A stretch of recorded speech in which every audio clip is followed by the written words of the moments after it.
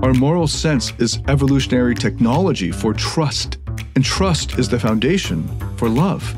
Without trust, we stay with our guards up, which is incredibly taxing, exhausting.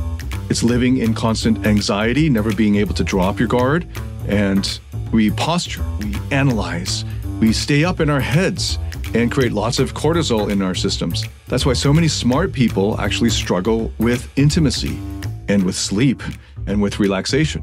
Welcome to Beyond Success, the podcast for high achievers seeking deeper meaning, fulfillment, and purpose. Now, here's your host, world-renowned leadership coach and therapist, David Tian, PhD. Okay, this is the recommended readings episode. Really excited to get into this. I have read a lot of books. For the oral exam for my PhD, I had to be examined on a major reading list of over 60 books and two minor reading lists of 30 books each.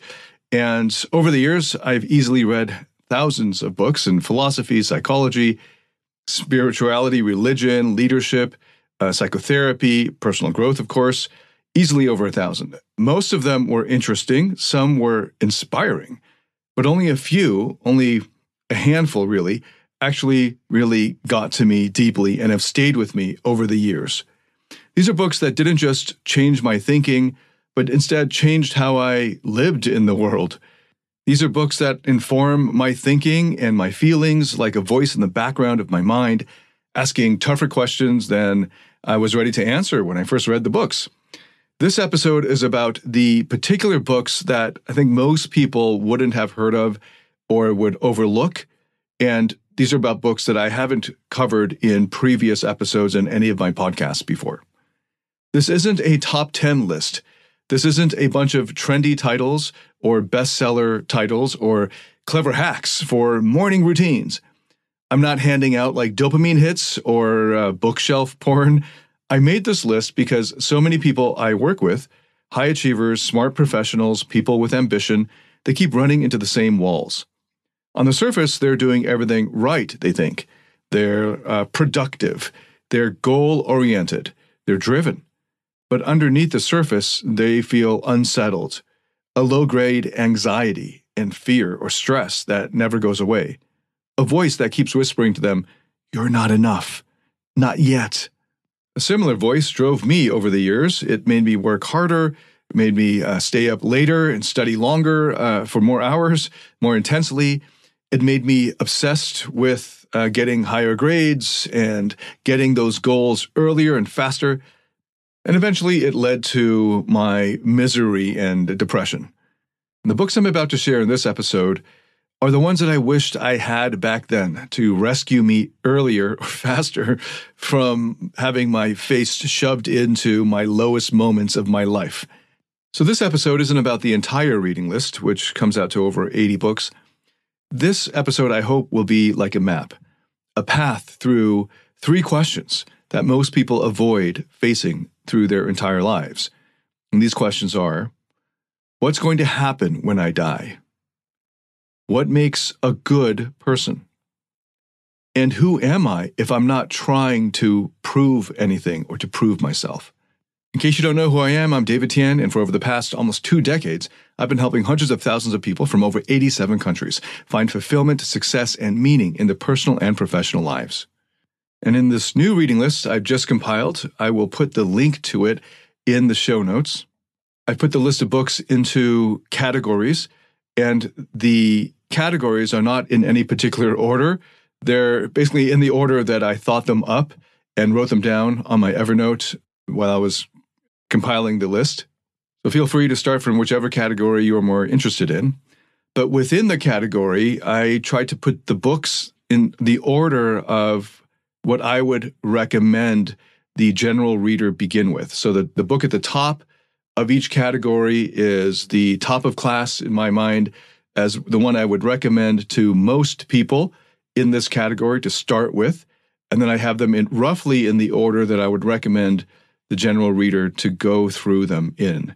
Remember, this is aimed at the general reader, so you are a specific person, and hopefully you know yourself well enough that you know how to adapt any kind of recorded content for your own uses.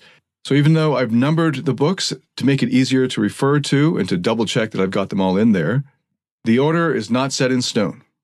Okay, having gotten that caveat out of the way, let's dive into the 4 themes that I want to draw out of the reading list in this episode. So the first is on death anxiety. We avoid death, and as a result, end up avoiding life. Most people don't realize this. I didn't either for decades of my life. I thought I was living, especially for several years when I was having a lot of pleasure. I was experiencing pleasure, I was achieving, I was performing. I was ticking the boxes, collecting milestones.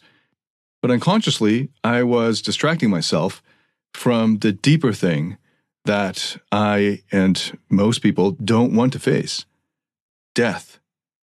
Not just physical death, although that's the biggest ending, but I mean also the smaller endings, like the inevitable goodbyes, with the deep, quiet truth that all of this, me, you, the people we love and care about, won't last.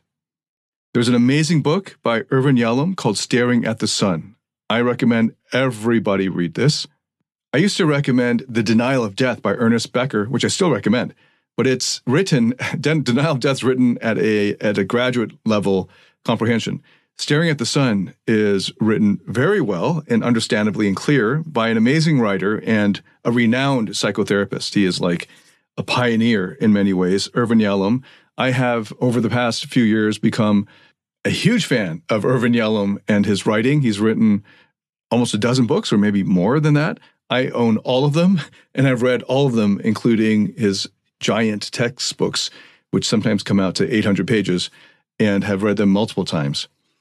So I recommend everything by Irvin Yalom. I've chosen a few titles to include in the reading list that everyone should read. One of the main themes in his book, Staring at the Sun, is that the fear of death, the fear of confronting death, isn't just about death itself. It's the background hum that drives so much of our anxiety in life. Our need to prove ourselves, our obsession with trying to be successful. And when we don't face it, when we push it away or distract ourselves or numb ourselves, we end up living a life shaped by fear, by anxiety, by guilt, by pressure, and by shame. But the moment we actually turn and face death, when we stop running and start looking directly into that terrifying truth, then something really powerful can happen. We get calm. And it might not make logical sense at first, but Yalom writes that when people begin to accept their mortality, they start to feel more alive, more present, more clear. They make decisions from a different place, not from fear or anxiety anymore, but from value. In another book, one of the final books he's written, A Matter of Death and Life, which he wrote with his wife Marilyn as she was dying from cancer, he shares that same clarity, but with even more rawness. And this book made me cry in a few different places. And here in this book, death anxiety is not abstract anymore. Instead, it's two people beautifully grieving together. They write chapters alternately. And you see them loving each other and saying goodbye in the book itself. And what comes through again and again isn't despair. It's honesty, it's love, connection, it's gratitude. That book might be hard to read for some, not because it's complex, but because it's too real, too true, too authentic, too honest. But that's also why I recommend this book as well to everyone, A Matter of Death and Life. Because hopefully, once you've read it, you will be forced to stop assuming that you have so much time. That illusion will die. And when the illusion is dispelled, what's left is something more beautiful, more powerful, the chance to actually live. Now, if Yalom's writing in these two books feels or sounds too heavy, you can start with something gentler, a really easy-to-read book and a New York Times bestseller, Tuesdays with Morrie. It starts off really lighthearted, but it's also very deep. And this one's a modern classic. Maury is a retired professor dying of ALS. And by the way, this is a true story. Like, this is not fiction. His former student, Mitch, visits him every Tuesday, and they have a deep conversation about love, regret, death, forgiveness, everything we usually put off until it's too late. And there's a moment in that book that stayed with me where Maury says, everyone knows they're going to die, but nobody believes it. If we did, we'd live and do things differently. We go through life acting like we're building something permanent, like we save up, we plan 5 years out, 10, 15, 20, in my case, 30 years out. We stress over things that won't matter in like 4 or 5 weeks. And meanwhile, life is happening right under our noses, right now. But we're missing it. This is one of the achiever's downfalls, that the achiever, in order to plan further out and be prepared, is always living in the future, which never comes. The future is never the present by definition. And so they miss life. It's like that Ferris Bueller famous quote, life moves pretty fast. If you don't stop and look around once in a while, you might miss it. Okay, that was kind of cheesy, but I love it. If you've been stuck in overdrive, always pushing, always climbing, then you should also read this New York Times bestselling book, 4,000 Weeks, by an excellent writer named Oliver Burkeman. The title refers to the average human lifespan, which is 4,000 weeks. 4,000 weeks, that's it. Most of us burn through the first 1,000 without even realizing they're gone. By the time you read the book, you're going to be some 1,000 weeks in. What Burkeman points out isn't new, but the way he says it cuts through the noise. Our obsession with productivity is a defense mechanism. We think if we just manage our time better, we'll finally feel okay, secure, certain, and can finally take a deep breath and be calm. We can finally feel in control, and when that happens, then everything's going to be okay. But the truth is, control over life is an illusion. It's a dangerous illusion, because if we give in to the illusion, we lose our lives. We're trying to engineer peace and happiness through scheduling apps or through time management systems. And in the long run, it just doesn't work. That's not what leads to fulfillment, happiness, and love. Burkeman encourages us to drop the fantasy of getting it all done, to stop optimizing, to stop treating time like a resource to be conquered.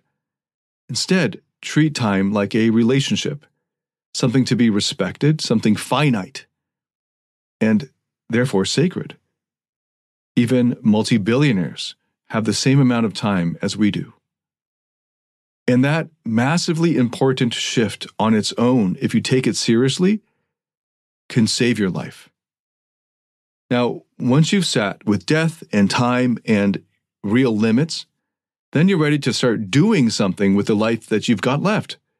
And when you're there, I recommend you pick up Die with Zero by Bill Perkins. This one comes from the opposite end of the spectrum, more finance and definitely a lot more practical. But it connects with these deeper themes perfectly.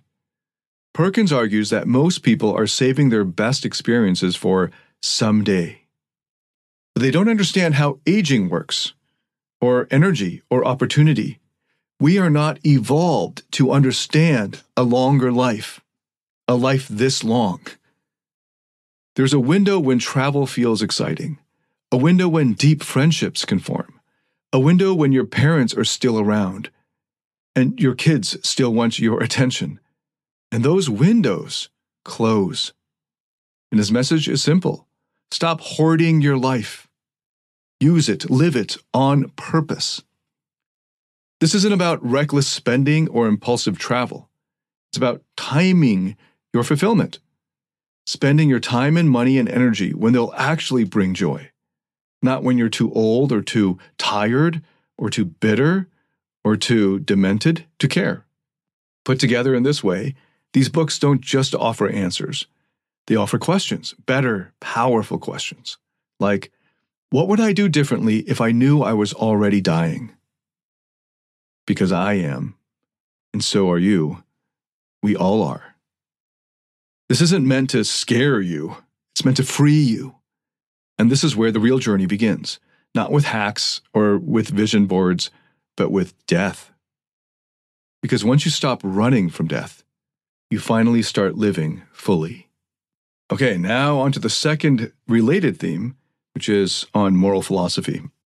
Now, most people I talk to have this vague idea that morality is something old-fashioned, like something you're supposed to care about when you're a kid, or when you're religious, or when you've run out of ambition, or when you're retired. But morality isn't abstract. It isn't just philosophical fluff. It's not just about being nice or well-behaved. It's not about following rules or obeying some external code. Morality is actually about happiness. And not just the temporary kind, like the pleasure kind. I mean lasting happiness, like fulfillment, meaning. The kind that shows up when the high wears off, when the pressure drops, when you're finally alone with yourself. That kind of happiness only happens when there's goodness. Not because someone tells you to be good, but because your nervous system literally requires it in order to feel safe. Jonathan Haidt wrote this incredible chapter in his book, The Happiness Hypothesis, which, by the way, I didn't include in the first version of this book list, but I added it in just today because I didn't realize how much of Haidt's ideas in The Happiness Hypothesis had penetrated into the background of my thinking, to the point where I've forgotten that I got some of these ideas originally from The Happiness Hypothesis. So I've added it back into the list. And in that chapter I'm referring to, he called it The Felicity of Virtue, is the title of that chapter. In it, Haidt argues that a virtuous life doesn't feel like restriction. It feels like freedom. Because when you're aligned, when your actions match your values, you stop second-guessing yourself. You stop hiding. You stop performing. And that creates this quiet confidence that doesn't need to be loud. The irony is, most high achievers are chasing a feeling of worth by acting in ways that erode that very feeling. They cut corners. They talk down to people. They fake it, pretending they're someone they're not, and then wondering why they still feel hollow, even when or if they hit that goal. It's because their nervous systems know the truth. Haidt points out that ancient philosophers didn't separate ethics from happiness. This goes as far back as Aristotle and as early as Confucius and the earliest writings in Buddhism. These ancient philosophers believed the good life wasn't just a pleasant one, it was a morally good one. Because only then could we be at peace, calm, content, and rest. Haidt doesn't mean perfect. He doesn't mean rule following. What he's getting at is virtue in the sense of integrity, wholeness. And this connects directly to how we connect with others. And now I'm going to bring in the author Frans de Waal. He's written a lot of books. I haven't read all of them, but I have read several, and they've all been excellent. I've chosen 2 to highlight in my book list. Frans de Waal is one of the world's and history's foremost primatologists. This is the study of apes.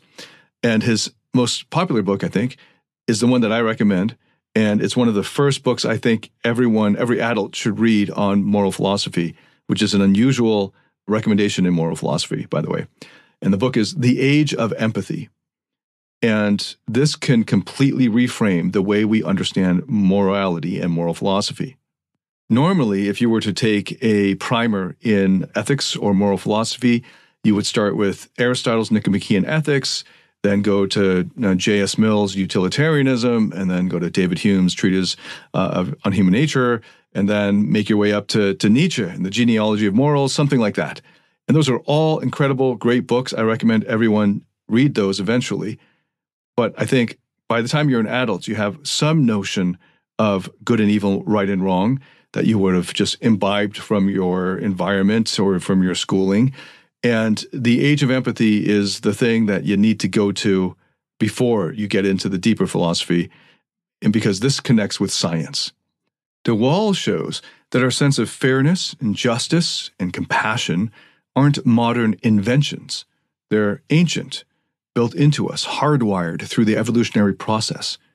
Because in tribal life, survival required cooperation and alliances. It required needing to know who you could trust. You needed to know who had your back, who could be trusted, who would share, and who would cheat. And you need to be able to sleep at night without having one eye open in case your neighbor that so far you have an alliance with decides to sneak in, kill you, kill your family, and steal all of your stuff. And the apes who evolved better moral radars were the ones who bonded, thrived, and reproduced the most. Our moral sense is evolutionary technology for trust. And trust is the foundation for love. Without trust, we stay with our guards up, which is incredibly taxing, exhausting. It's living in constant anxiety, never being able to drop your guard. And we posture, we analyze, we stay up in our heads and create lots of cortisol in our systems. That's why so many smart people actually struggle with intimacy and with sleep and with relaxation. But the moment we judge someone as good through their track record and through our moral sense that we have developed over the years in ourselves, hopefully through the practice of virtue and the practice of trying to be morally good and to live up to what we believe is good and to do the right thing, then our whole body can relax because you can trust your judgment and you can let your guard down around good people. That's why it's so important for us to send signals of being good and trustworthy and being able to tell when other people are trustworthy. It depends on goodness. That's why the moral goodness is there. The evolution of morality is such a huge and deep and important topic that could easily devote an entire podcast to, and definitely a book or books on, and hope to do that someday. But hopefully the overarching point is clear that we evolved a moral sense in order to know who we could trust so that we wouldn't be overwhelmed by anxiety and stress and wear down our bodies decades early, but that instead we could know who we can open up to and open up with, and then put our armor down and our shields down and open our hearts to. This is what people mean when they say it's safe to be myself. They don't mean safe from disagreement. They mean, I believe this person is kind and is morally good and is therefore trustworthy. I believe they'll take care of what's vulnerable and that they will lead with compassion. So I can stop overly protecting myself and causing all of this continuous stress and anxiety in my life and in my body. And that's how love became possible. These are the preconditions for real love. Not attraction, not sexual attraction, not just romance, but real unconditional love. And here's what most achievers get stuck on. They want the rewards of love, like good feelings, like connection, acceptance, devotion, significance, but without the precondition, which is being a trustworthy, morally good, compassionate person. Not as a kind of persona or performance, not because it's strategic or a good tactic, but because they value goodness for its own sake. That means being honest when it's inconvenient, listening to your moral conscience, prioritizing compassion over gain. We evolved to recognize these traits in others. Our unconscious mind reads them before we do consciously. That's why certain people make us feel relaxed around them, and others send our spidey senses tingling. Even if they say all the right things, our bodies feel that they're not safe. Just like it's a red flag if a girlfriend or boyfriend constantly accuses you of cheating or is suspicious that you're cheating, that should be a red flag because this is very likely a projection because they can't trust you because they don't trust themselves. So this is probably a sign of a guilty conscience in them.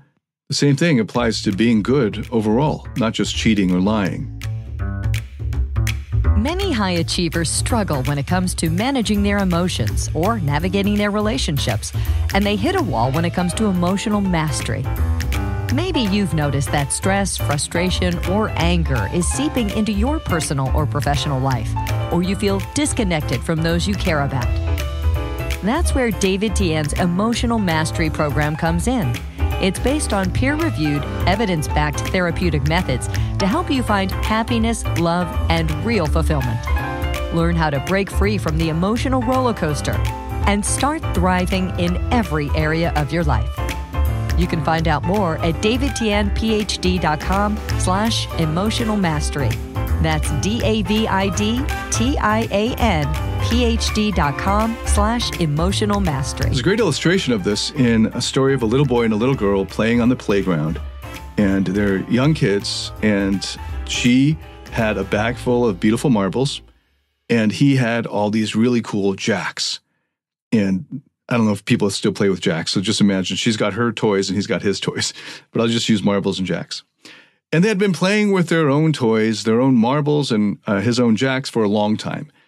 And then they got kind of bored, and they wanted to try something new, and they saw each other playing with their own respective toys. So the little boy goes over and says to the little girl, "I'll trade you all my jacks for all of your marbles." And she looked at her marbles and she thought to herself, I've been playing with these marbles for a long time, so yeah, let's switch it up. So she says to him, "Sure, I'll trade you all my marbles for all your jacks." And they did a switch. They traded. And when they switched, the little boy held back some of his jacks. He gave her 5/6 of what he had, and he held back a little store of jacks in his pocket, which she didn't see. And he's like, "Yes, I can play both now, and she'll never find out." And that night, the little girl went home, and she was getting into bed and starting to dream about all the wonderful games she's going to now be able to play with all of her new jacks. And she slept very soundly. The little boy that night, though, could not sleep a wink, because he was wondering the whole night, did she give me all the marbles? So if you're walking around wondering why your relationships don't feel deep, or why no one seems to really trust you, or why you still feel fake even when you're doing all the work, look here, not at your tactics, not at your image or persona. Look at your actual moral compass. Because here's the truth a lot of people won't say out loud. You don't get to feel truly morally good, truly at peace or calm, if you're not living in a way that your deeper, higher self respects. Now, the good news is you can always start. You don't need to be perfect, but you do need to stop bullshitting yourself. And that's the beginning of becoming someone your soul can trust again. Now, these two books, The Happiness Hypothesis and The Age of Empathy, are together really powerful because they reconnect us to the core in us that already knows. Because as you know from IFS therapy, there are no evil parts in anyone.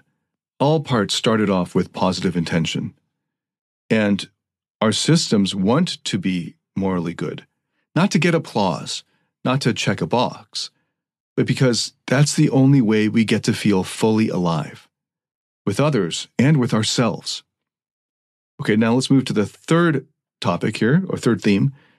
And I'm going to introduce this with telling you a book I wish I had read when it first came out many years ago. And this is The Tyranny of Merit by Michael Sandel. If you haven't heard of Michael Sandel, he is a superstar in philosophy. He's a Harvard professor of philosophy and of law.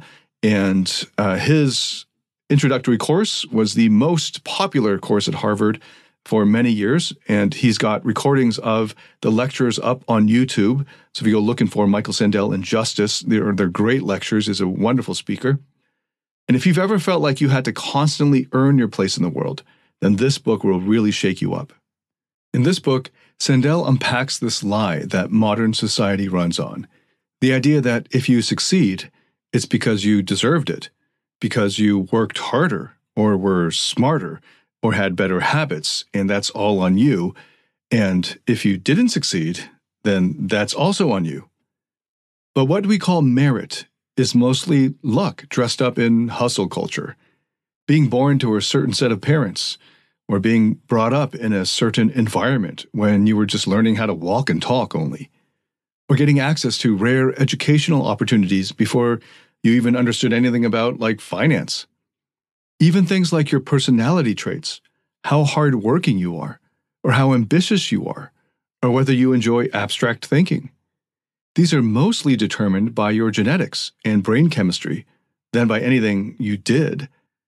And we act like we built those from scratch, or earned those on a completely level playing field. Once you dig deeper into the science, you discover that meritocracy is just a myth. So why is this so dangerous? What happens to us when we buy into the myth of meritocracy? What happens is we start assigning moral worth to success. We assume the people who win deserved to win, and the ones who struggle must be fundamentally flawed. And that's where the toxic shame comes in. That quiet shame that says, if I'm not performing at a high level, then that means I'm not valuable. It's subtle, but it's brutal. Because even when you are doing well, you can't stop. There's always someone doing more, someone younger or faster or richer or more ripped or more brilliant. And the achiever's curse tells you that until you catch up, then you are not enough again. And that pressure isn't just internal. Our whole culture is addicted to this cycle. We worship achievement and status and wealth and hustle. We post wins and optimize everything. But what happens when you want something that money can't buy? And that's where Sandel's other book that I'm recommending and have included in the list, that's where this other book comes in. What Money Can't Buy. Sandel points out how market values have leaked into our moral values, how market values have bled into areas they don't belong in, like friendship, or love, or parenting, or health, or education. And what used to be sacred or meaningful has turned into a transaction. We start measuring the wrong things. We confuse status with substance, metrics with meaning. And then we wonder why we feel so empty, why we can't relax, why we feel so much anxiety, why we don't trust the people that are closest to us, and why it all feels like a performance. The achiever's curse trains us to perform so well that we forget who we were before the performance started. And these are the core wounds. Not that you worked hard, not that you're ambitious, but that somewhere along the way you started believing that love, acceptance, approval, peace had to be earned. And that insidious, limiting belief poisons everything in your life. Because as long as you're chasing your worth, you will never catch it. Now, it's important to give these parts of you who have bought into this belief, this myth, credit, because this belief probably helped you survive back then. It might have driven your biggest accomplishments. It probably got you where you are in material wealth. But it's not going to get you where you want to go next. These books helped me step off that treadmill, step out of the rat race. Haidt and de Waal helped me understand why we evolved the need for morality, for trust, for goodness, for community. And Sandel helped me understand how that morality got hijacked by performance culture and how to reclaim it. They reminded me that I don't need to win some imaginary competition to matter. I don't need to outperform the room to be enough for connection. I don't need to be extraordinary in the eyes of society to be worthy of love or rest. So if you've been running hard and something inside you is asking, why does none of this feel like enough? Then pause here with me. These aren't just books, they're like a mirror. And if you're ready to look into the mirror, you might finally see who you were before the rat race began. And now we move to the fourth and final point, and this is about one of the most misunderstood words out there, which is creativity. A lot of people think creativity means painting or writing songs or wearing weird glasses and sitting in coffee shops all day, journaling in a moleskin. That's not necessarily creativity. That's really branding. Real creativity is what happens when the mind is completely free. And I don't just mean artistic expression. I'm talking about creative insight, the kind that can rewrite an entire field, or reframe a relationship, or open up a path where before there was just a wall. Every major leap in science, in tech, in business, or psychology came from someone who was willing to let go of the obvious. Einstein had a thought experiment, a daydream really, about traveling at the speed of light while holding a mirror. And that led to his theory of relativity. This wasn't a math problem. It was imagination. It was play. Steve Jobs took a dying company and stripped the entire product line down to just 4 things. Not because the data said so, but because he had a creative hunch, a design instinct, and it worked. In Silicon Valley, the most successful multi-billion-dollar startups don't come from copying what works. They come from spotting something that no one else has seen yet, a unique insight, a contrarian edge. And that insight doesn't come from stress. It doesn't come from grinding. It comes from being open. And you can't do any of that when you're clenching for survival. You can't be original when your nervous system is in fight or flight. When you're constantly asking, what will they think of me? Will this work? Am I good enough? That's not a creative space. That's a trauma loop. If your self-worth is tied to the outcome, your work becomes tight, controlled, limited, self-conscious, and boring. But when you finally feel secure enough, when your worth is no longer being negotiated every time you show up, then a powerful shift happens. You loosen your grip. You start to hear your real voice. You stop looking for permission. And that's when creativity can happen. 2 books helped me reconnect with this aspect of myself, and actually many helped me with creativity. I'm just choosing the top 2 to include in the list. And the first is The Artist's Way by Julia Cameron. I resisted this book at first. I thought it was like for hippies or something. But inside it is a process that I regularly go to and that I now give to my clients who've burned out, especially the ones who feel like they've lost touch with their inner core or their inspiration, or feel blocked or just plain empty. One of the tools Julia Cameron shares is called Morning Pages. It sounds simple, just 3 pages of stream of consciousness writing every morning. But what it does is it helps you clear the mental junk, the inner critic, the pressure, the clutter, and it helps you hear what's underneath the noise. It helps you get clarity, and it also helps you to tune in to those parts of you that are noisy. And if you stick with it, it starts to bring your system back into harmony. Another one that I recommend is The Creative Act by Rick Rubin and co-written with Neil Strauss. And this book isn't a manual. It doesn't have steps or hacks. It's more like sitting next to a calm, wise person who's been making meaningful things for most of his life and who's finally relaxed enough to just speak freely. Rick Rubin says the work isn't to try harder. It's to listen better, to notice what's already here, to make space for the whisper behind the performance. He reminds us that the creative impulse is natural. You don't need to force it. You just need to get out of its way. And what keeps most people in its way is fear. The fear of judgment, negative judgment, the fear of rejection, the fear of wasting time, the fear of being seen as irrelevant, and as well as the fear of being seen. But those fears are all tied to the same lie, that your worth depends on what you produce. And that lie is the straitjacket around your creativity. Let that straitjacket go, and suddenly you're back in the flow. You're playing again, you're experimenting, you're surprising yourself. And that's the point of this section.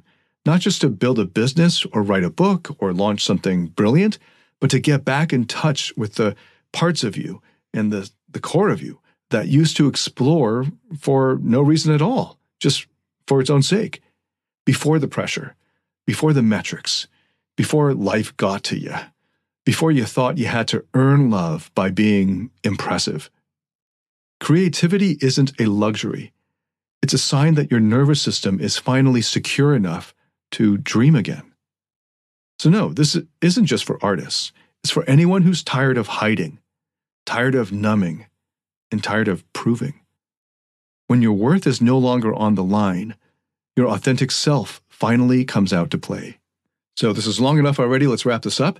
If you've ever sat there wondering why it still doesn't feel like enough, even after hitting the goals, checking the boxes, doing everything you were supposed to do, then hopefully now you know why. It's not that something's wrong with you. It's that you've been asking the wrong questions. The world taught you to chase performance, not presence. Status, not substance. but the body doesn't lie, and eventually it'll start pulling you back toward what actually matters. These books aren't like surface-level hacks. They won't tell you to wake up at 5 a.m. every day or drink more water or color code your calendar. They'll take you much deeper into your fear of death, into the parts of yourself you've hidden, into the stories that you've been using to earn love instead of receive it. They'll show you why success without goodness is hollow, why creativity without security is blocked, why love without trust simply doesn't work. This isn't just a reading list. It's a journey back to your true self. And if any part of this hit home for you, even just one line, then don't just let it pass, follow it. Get the full curated list at the link in the show notes. It's all there, organized by theme, category, with the exact titles and hyperlinks to the books on Amazon. All the ones that I walked you through today and a lot more, over 80 books there. Send this episode to anyone that you care about who's been stuck in overdrive. And if there's a book in here you've read before or one that you're curious about, send me a message, leave a comment, email me your favorite insight. This podcast is a conversation, and this list is the beginning, hopefully, of a much deeper one. Thank you so much for listening. I look forward to welcoming you to the next episode. Until then, David Tian, signing out.